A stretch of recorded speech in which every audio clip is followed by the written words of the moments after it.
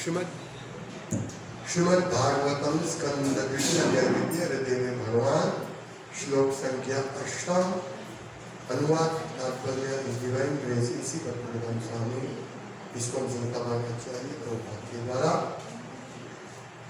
केचित् स्वदेहान्तरदयावकाशे प्रादेशमात्रं पुरुषं वसन्तं चतुर्भुजं तञ्जरताङ्गशङ्ख गदाधरं धारयया स्मरन्ति शब्द केचित् अन्य लोग स्वदेह अंतः अपने शरीर के भीतर हृदय अवकाशे हृदय प्रदेश में प्रादेश मात्रम एक वित्ता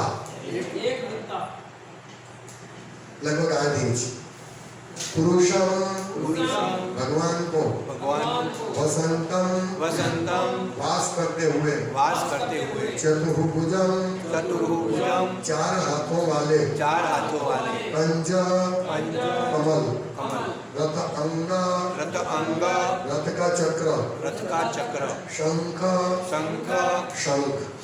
गदाधरम गदा हाथ में गदा लिए धारणया इस प्रकार की धारणा से स्मरन्ति उनका स्मरण करते हैं। अनुवाद अन्य लोग शरीर के हृदय में अन्य लोग शरीर के हृदय प्रदेश में वास करने वाले एवं केवल एक वित्ता यानी 8 इंच परिमाण के 4 हाथों वाले तथा उनमें से प्रत्येक में क्रमशः कमल रथ का चक्र शंख तथा गदा धारण किए हुए भगवान का ध्यान करते हैं।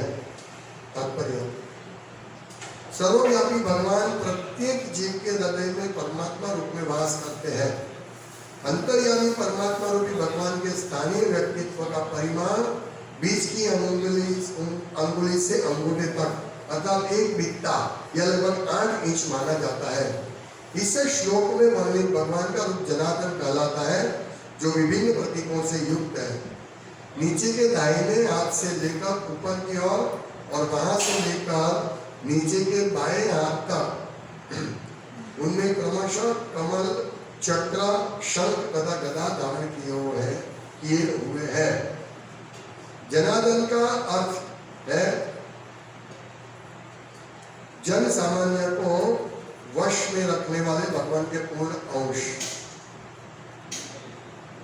इसी प्रकार कमल शंख आदि प्रतीकों को चारों हाथों में अलग अलग तरह से धारण किए हुए भगवान के अन्य अनेक रूप है और वे विभिन्न नामों से जाने जाते हैं, जैसे कि पुरुषोत्तम, अच्युत, नरसिंह, त्रिविक्रम, ऋषिकेश, केशव, माधव, अनिरुद्ध, प्रद्युम्न, संकर्षण, श्रीधर, वासुदेव, दामोदर, जनार्दन, नारायण, हरि, पद्मनाभ, वामन, मधुसूदन, गोविंद, कृष्ण, विष्णुमूर्ति, अधोक्षर तथा उपेंद्र। अंतर्यामी स्थानीय भगवान के ये 24 रूप ग्रह मंडलों के विभिन्न भागों से पूजे जाते हैं और प्रत्येक ग्रह मंडल में भगवान का एक अवतार होता है जिनका पर्व उनके नाम से जाने वाले आध्यात्मिक आकाश में विशिष्ट वैकुंठ ग्रह होता है।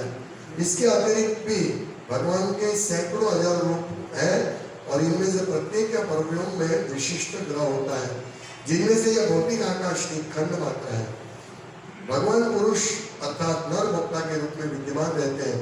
यद्यपि इस भौतिक जगत के नर से उनकी कोई तुलना नहीं की जा सकती, लेकिन ऐसे सारे रूप एक दूसरे से अभिन्न अद्वैत होते हैं और इनमें से प्रत्येक रूप नित्य तरुण होता है।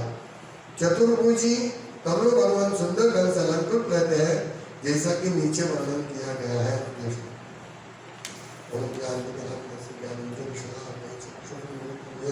तस्मै श्री गुरुवे नमः। नाम श्रेष्ठं मनमपि शचिपुत्रमत्र स्वरूपं रूपं तस्याग्रजामरुपुरी माधुरी विमोष्टवतीं राधा कुंडम गिरिवरमहोदादिकामाधव सद्भ्रातो यस्य प्रतितो कृपया श्रीगुरुं नतोऽस्मि। वन्द्यं श्रीगुरुं श्रीपदकमलं श्रीगुरुं वैष्णवांश्च श्रीरूपं साधुजातं साधुनाथादितं साद्वैतम सर्वदूतम परिजनसहितम कृष्ण चैतन्यदेवम श्री राधा कृष्ण बालान सहगण ललिता श्री शंकराचार्यश्च।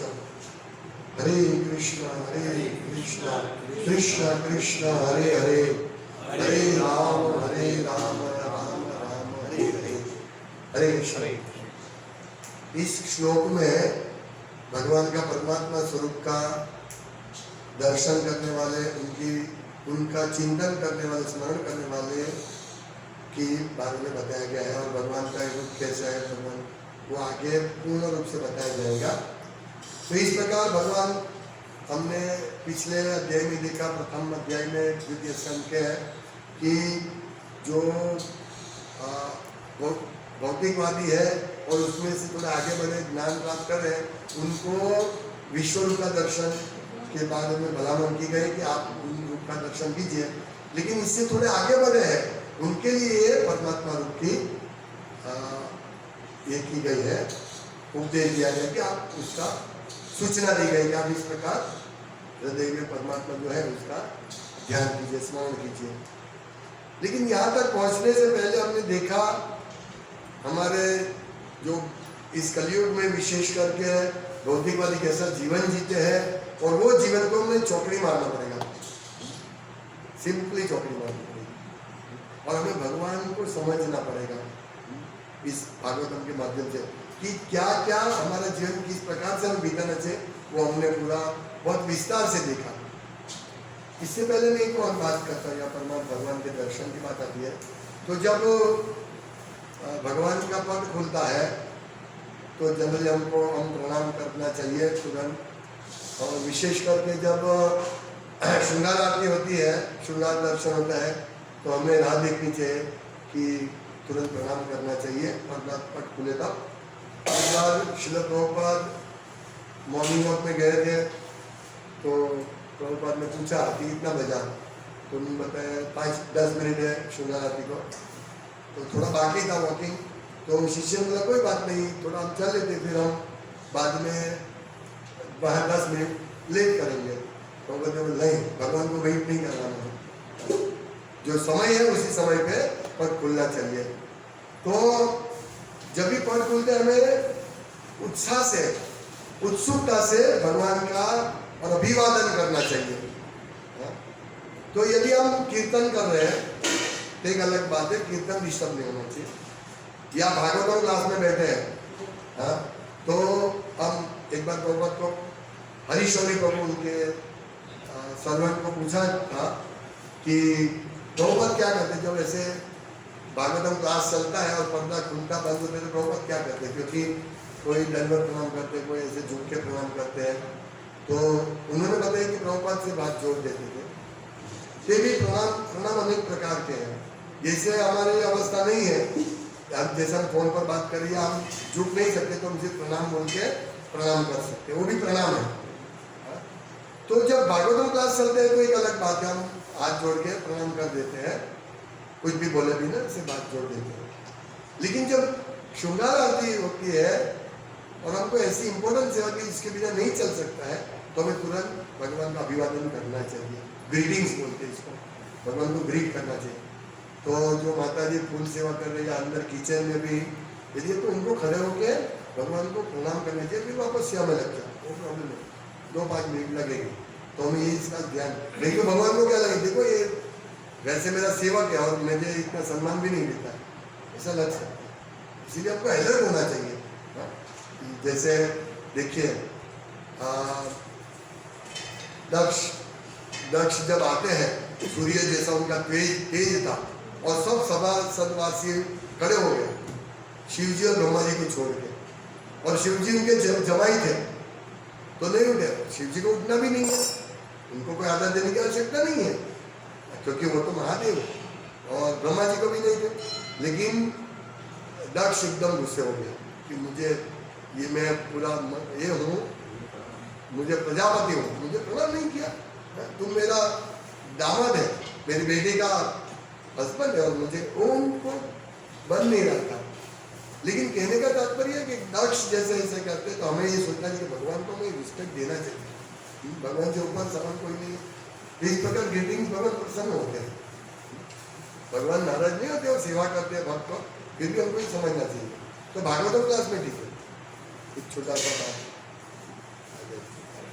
तो परमात्मा रूप हमने आगे देखा कि किस प्रकार से ये जो जड़ माया में गिरे हुए लोग, कली के अंडर में माया के नौकरी करने वाले, उनका हालत क्या होता है हमने सब देख लिया पीछे श्लोक में। और कोई आवश्यकता नहीं इतनी बड़ी योजना करने की, सुखी होने की योजना की आवश्यकता नहीं है।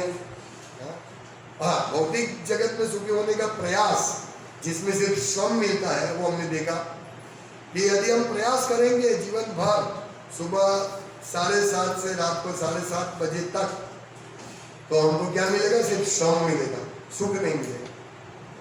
तो ये सुख के लिए हमारी जीवन की आवश्यकता होती है, इसीलिए हमको काम करना पड़ता है। तो उसके बारे में सुखदेव गोस्वामी बोला कि ऐसा जरूरी नहीं है, सब भगवान व्यवस्था करते हैं। विशेष करके सन्यासियों के लिए देखा, तो गृहस्थ के लिए भी भगवान व्यवस्था करते हैं। तो अब ज्यादा समय इसको मत निकालो। ये सब इंस्ट्रक्शन देने के बाद अभी कहते हैं, ये इसके कल के श्लोक में हमने क्या देखा कि जो निपट भौतिकतावादी लोग हैं, जिनको कुछ नहीं दिखता इस भौतिक जगत में, इस भौतिक जगत की भपकादार रोशनी जो मृत्यु के समान है।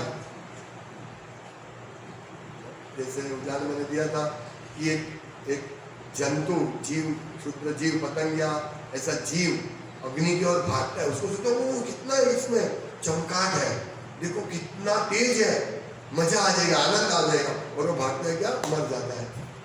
इसी प्रकार निपट भौतिकतावादी ऐसे ही सोचते हैं, वो वहां बहुत अच्छा है, ये मांस खाना, शराब पीना, जुआ खेलना। अभी ये जो जुआ खेलने का निकला है ना, बहुत डेंजरस है। सबको 50 रुपया का जुआ खेलो और 50 लाख कमाओ, और कमाते हैं कोई, लेकिन वो कमा के भी उसी में डाल देते हैं। और मैंने सुना कि ऐसे शुरू करते सब गेम्स होती है, ड्रीम 11 या ये सब जुए खेलने की ड्रीम, ये सब क्रिकेट, फिल्म स्टार, ये सब करते हैं, और लोगों को 50-100 रुपये से शुरू करके लोगों को हजारों लाखों रुपये का नुकसान हो जाता है। और वो वापस पैसे करने के लिए बैंक से लोन लेते हैं, स्मार्ट का ये क्या बोलते हैं, क्रेडिट कार्ड से लोन लेके लाखों रुपए का कर्जा चढ़ जाता है। तो ये सब, ये मृत्यु की ओर, अभी जिनको ऐसा कर्जा चढ़ा हुआ है, ऐसे जुआ खेलते हैं, कैसे आगे बढ़ सकते हैं? इसीलिए सुखदेव गोस्वामी बोला सिंपल लिविंग, क्या आवश्यकता है? ये जुआ खेलना किसको अच्छा लगता है? जिनको इंद्रिय तृप्ति करनी है, कहीं से भी पैसा लेना है, और अंत में वो एक पतंगिया की तरह आग में कूद के वो मर जाता है। देखिए हमारे सामने सब घटना हो रही है, कितने लोग आत्महत्या कर लेते हैं। मतलब कि ऐसे निपट भौतिकतावादी जो सिर्फ उनको यही 4 चीजें दिखती है, जब पाप कर्म करने का जो जिसका मन है, उसको छोड़ के ऐसा कौन होगा जो क्षण भंगुर नामों को ग्रहण करते हैं। यानी आज में बड़ा यश वाला, बड़ा prime minister, chief minister, police commissioner हो गए, सूरत, गुजरात का डीजीपी, जो भी डिग्री है, ये सब नाम क्षण भंगुर को कौन ग्रहण करता है? जो ग्रहण करता है वो यदि उसकी सेवा करता है, भगवान की सेवा के माध्यम से वो भगवान की सेवा करने के हेतु से ग्रहण करता है, तो गलत बात है। लेकिन सामान्य को अपने कर्म से मिलने वाले, जन सामान्य को अपने कर्मों से मिलने वाले फलों के कारण क्लेशों की नदी में गिरते हुए देखकर, वही तो क्लेशों की नदी, वैतरणी नदी, जिसमें वो ये शास्त्रों से पढ़कर हमको मालूम पड़ता है। और यहाँ भी क्लेशों की नदी है। क्या मिलता है? क्लेश मिलता है। तो क्लेश के अलावा कुछ नहीं मिलता। देखिए एक सिंपल उदाहरण देता हूँ। मुझे एक जॉब मिल गई, मैं थोड़ा परेशान था, तो क्योंकि धन नहीं आता था कृष्ण भक्ति के आने के समय में, तो मैं सोचा क्या करूँ क्या करूँ, तो मुझे एक बहुत अच्छी जॉब मिल गई। मैं खुश हो गया, ओ बढ़िया जॉब मिल गई, अच्छा पड़ा, फैसिलिटी, और संभालना था सुबह से लेकर शाम तक। मैं खुश हो गया। फिर धीरे धीरे धीरे आगे बढ़े तो देखा तो इसमें तो बहुत जवाबदारी है, एक क्षण के लिए भी रेस्ट नहीं है। तो यही बात है, फिर हम लोग पैसे तो आता है लेकिन हमारे क्लेश बढ़ता है। हम सोचते हैं अभी मुझे अच्छा नौकरी मिल गया ना, अभी ठीक है, मैं घर बनाऊंगा, मैं अच्छी गाड़ी में घूमूंगा, अच्छी होटल में जाऊंगा, खाऊंगा, मौज मस्ती करूंगा, यही ध्येय है। और इसीलिए मैंने इस चीज को मैं अच्छी नौकरी बोलता हूँ, क्योंकि वहां से मुझे पैसे मिलेगा। लेकिन ऐसा करते हैं, पैसा समझो मुझे 50,000 मिलता है, तो 50,000 का तो मैंने पहले से अरेंजमेंट कर दिया। अभी मुझे कितना चाहिए? 60,000 चाहिए, क्योंकि 50,000 का अरेंजमेंट हो गया। घर के पीछे, गहने के पीछे, खाने पीने के, अभी 50,000 का भी 40,000 मेरा खर्चा नहीं होगा, फिर 50,000 फिक्स है, उसका भी खर्चा कम नहीं होता, क्योंकि महंगाई भी बढ़ती है। और हमारे जो शौक, कम से कम जो शौक है, कम से कम भी 50,000 के लेवल पर हम आ गए हैं। यानी अभी 0-0, मेरा इनकम 50,000, खर्च 50,000, तो क्या होता है, अभी मुझे और ये इनकम बढ़ानी पड़ेगी, तो मेरा खर्च को मैं पहुंच पाऊंगा। किस दिन मेरा 50,000 का 40,000 हो गया तो बहुत मुश्किल हो जाएगी। तो इस प्रकार हम फंसते हैं, क्लेशों की नदी में गिरते हैं। पहले दिन जब 50,000 था, ओ 50,000 बहुत बढ़िया है, लेकिन हम क्या करते हैं, भागवतम के संदेश को नहीं समझते हैं और 50,000 का व्यवस्था ऐसे कर देते हैं। मैंने बताया था ना, एक व्यक्ति को सीए का जॉब मिला, तो उनका सैलरी 50,000 हो गया, कोरोना पहले की बात है।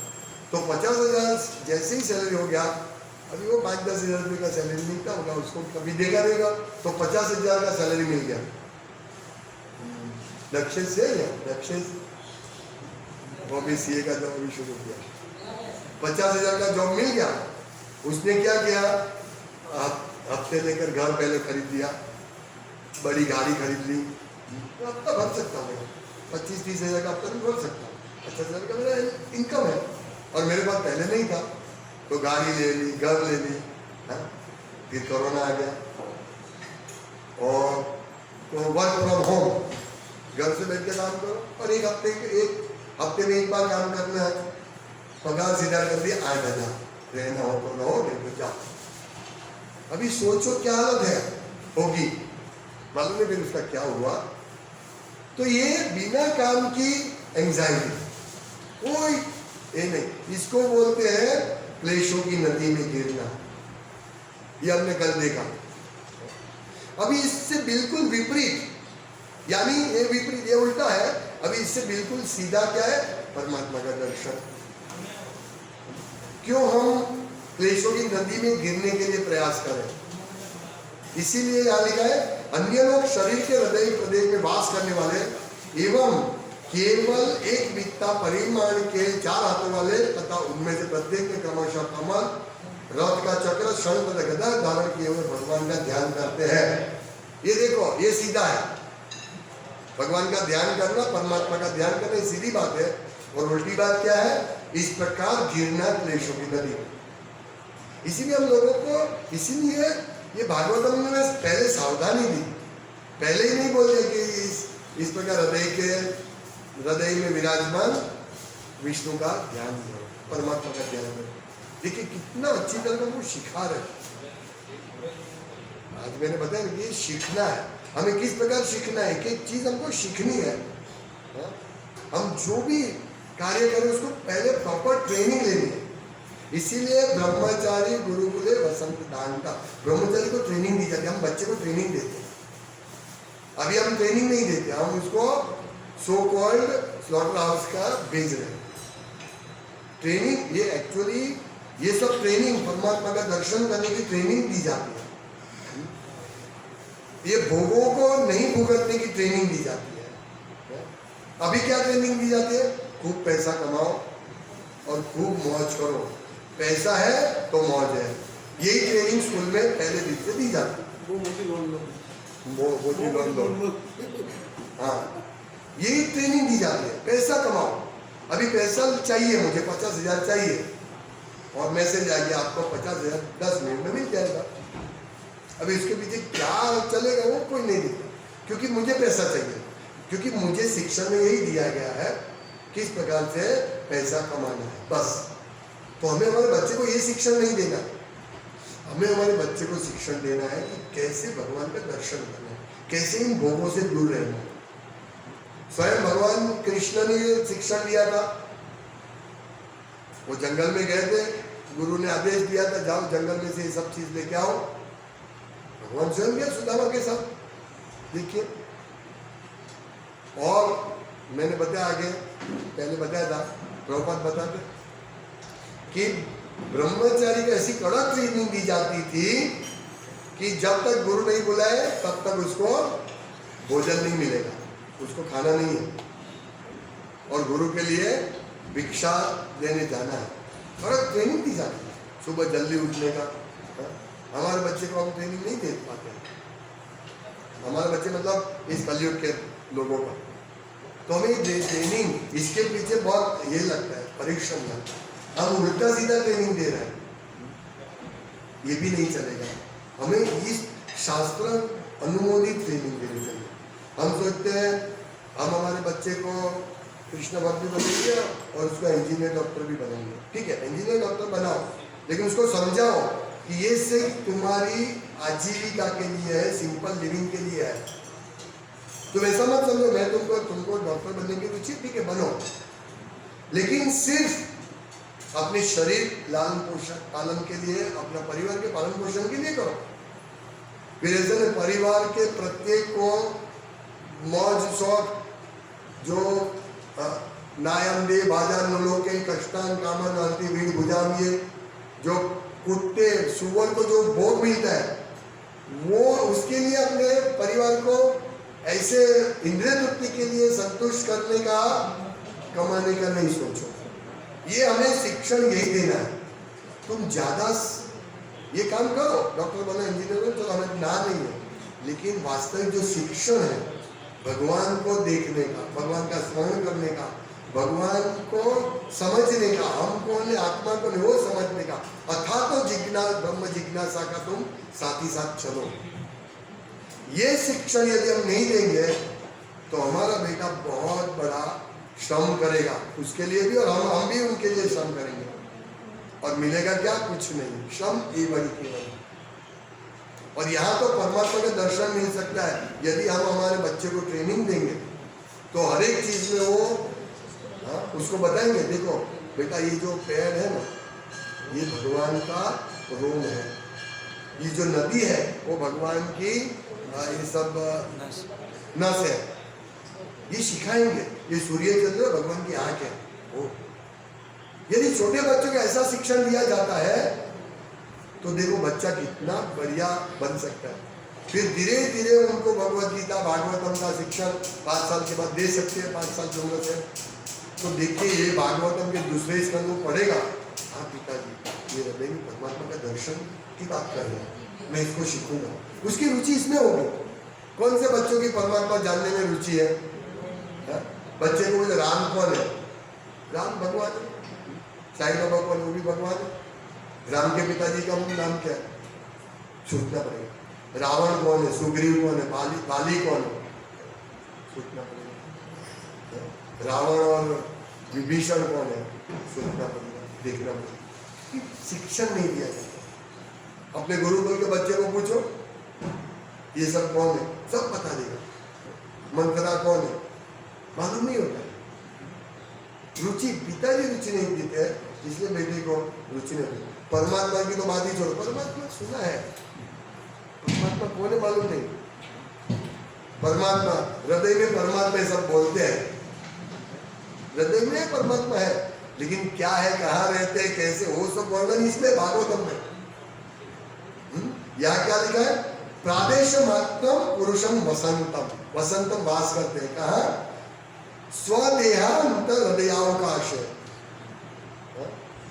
अपने हृदय के अवकाश में, स्वदेह हृदय प्रदेश में वास करने वाले और कितने हैं, प्रादेश मात्रम, यहां से यहां तक। एक बिल्लस, अपना गुजराती में बिल्लस बोलते हैं, बीता बोलते हैं इसमें, बीता 8 इंच। तो भगवान हमारे हृदय में इस प्रकार से परमात्मा है। देखिए सोचिए कितने बड़े हैं, ऐसे देखे जाए तो कहीं पे अंगूठा जितना दिखता है, लेकिन यहाँ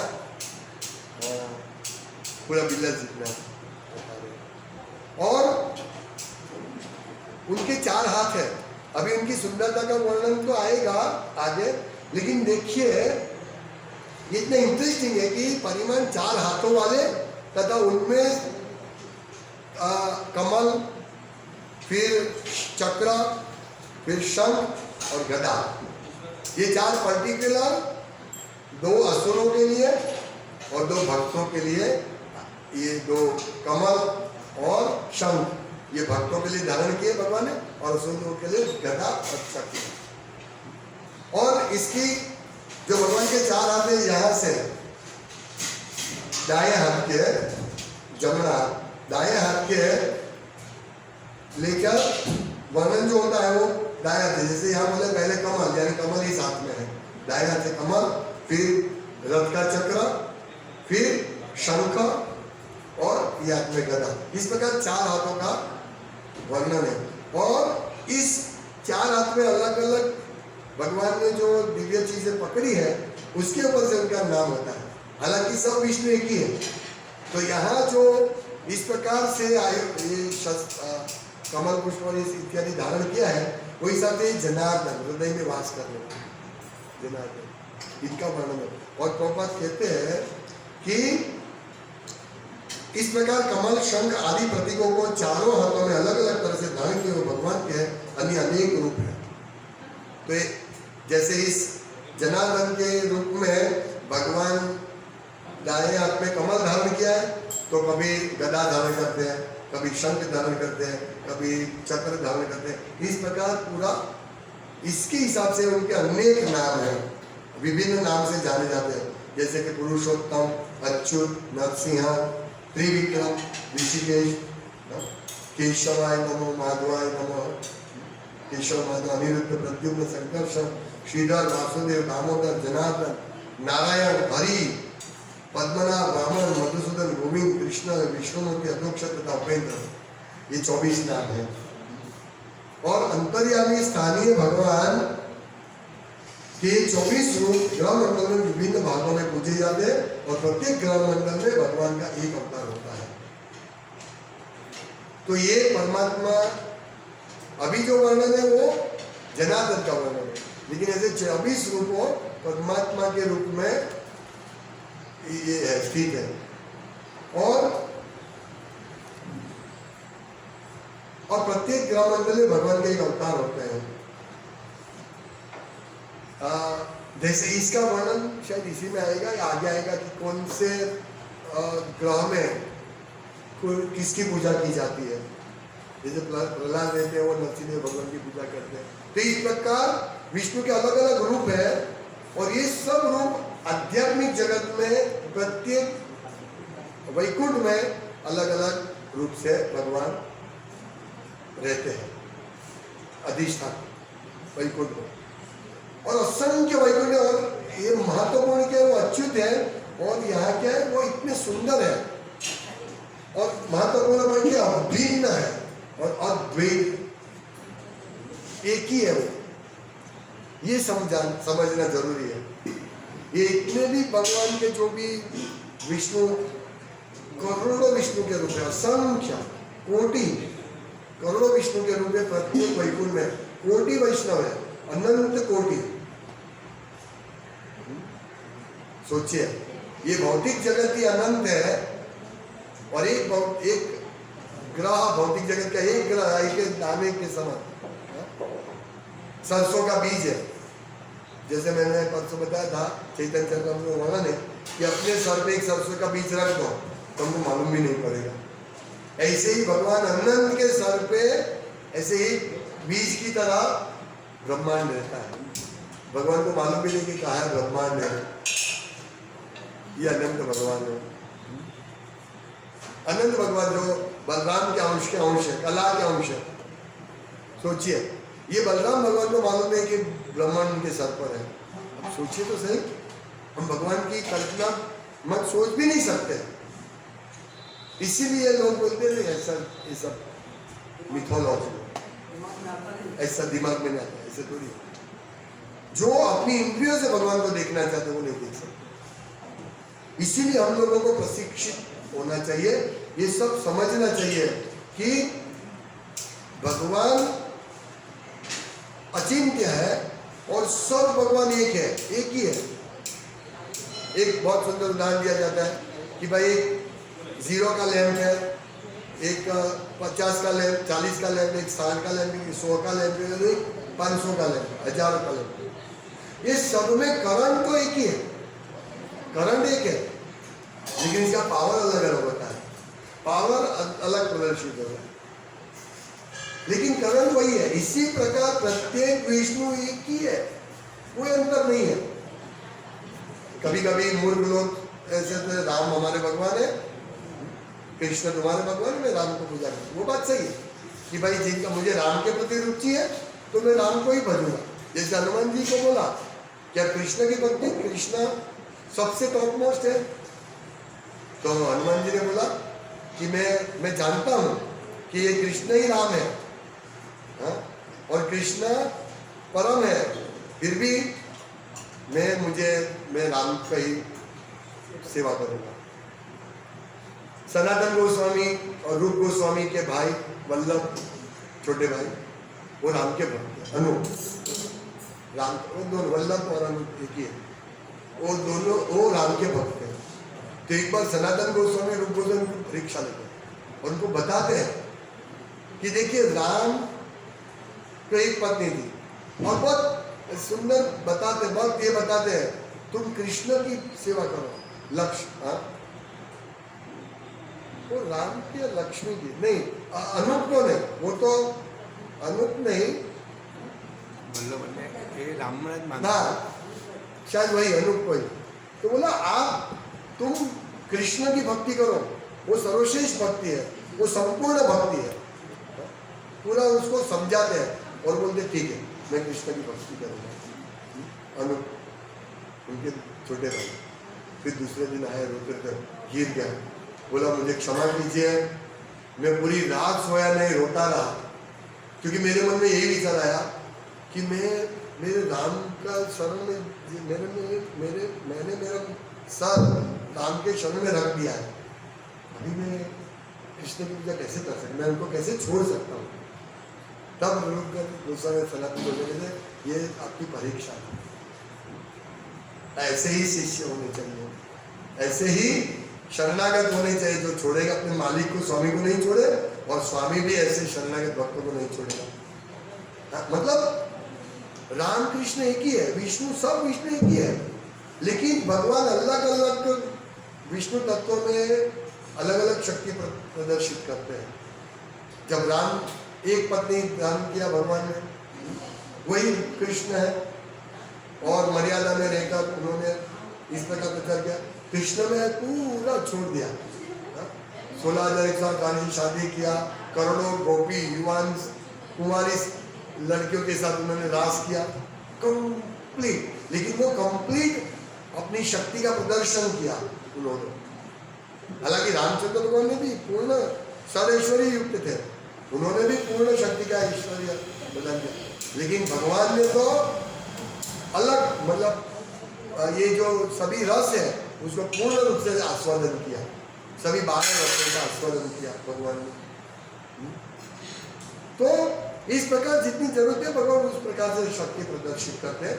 ये अलग अलग विष्णु लोक में विष्णु तत्व रहते, विष्णु रहते हैं, और ये जो अभी परमात्मा जनार्दन है, अभी इनकी सुंदरता का वर्णन करेंगे तब हम देखेंगे कि हम एक्चुअली लोग ऐसे 2 हाथ वाले जो सुंदर लोग होते हैं उसके देखते हैं, लेकिन जब कोई पेपर में ऐसा कुछ आता है कि अवकाश में ऐसा कुछ दिखा तो सब उसको ओ ऐसा ऐसा देखा। तो जब वो लोग ये वर्णन देखते हैं कि 4 हाथ में है, विष्णु ने 4 हाथ धारण, विष्णु के 4 हाथ है और अलग अलग आयु धारण किया है, तो उनको ठीक है होगा ऐसा। वो ऐसा नहीं सोच अरे ऐसा है क्या, विष्णु के 4 हाथ है, तो 4 हाथ वाले व्यक्ति कैसे होंगे, वो कैसे दिखते, चलो देखने जाए। ये किसी को नहीं होती है क्योंकि उनको ऐसी ट्रेनिंग नहीं दी जाती है, सिर्फ भक्तों को ट्रेनिंग मिलती है, इसीलिए वो भक्त खुश होते हैं। ओ भगवान को 4 हाथ है, देखिए 4 के 8 हाथ भी है, करोड़ों हाथ है, विश्व रूप में हमने देखा करोड़ों हाथ है भगवान के। तो भक्त तुरंत ही प्रणाम करते हैं, ओ मेरे भगवान, महान भगवान। तो ये डिफरेंस है भक्तों के बीच में और इन भौतिकवादियों के बीच में।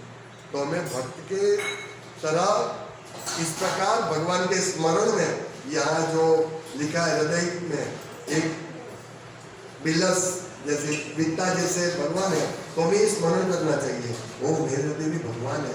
तो सोचिए जो व्यक्ति इसको सतत स्मरण करेगा, जब करेगा धीरे धीरे ऐसे भगवान प्रकट होंगे।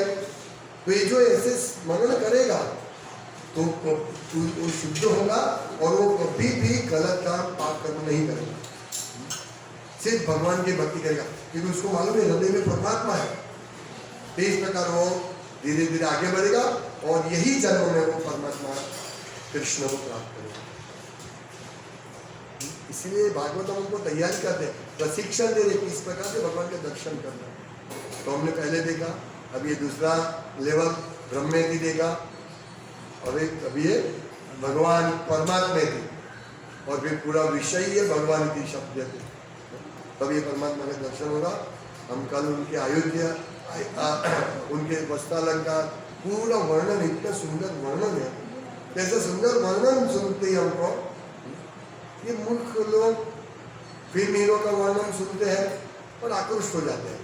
ओ ये अमिताभ तो छोड़ा, अभी बहुत बुरा हो गया, अभी तो कौन सा जो भी नया हीरो है, शाहरुख खान, वो भी बुरा हो गया, सब बुरे हो गए। जो भी हीरो है वो इतना सुंदर दिखता है, वो देखने के लिए जाता है। परमात्मा को देखने का प्रयास करो, यही शिक्षण हमको हमारे बच्चे को और हमें खुद को देना। हरे कृष्ण। श्रीमद् भागवतम की जय, श्रील प्रभुपाद की जय।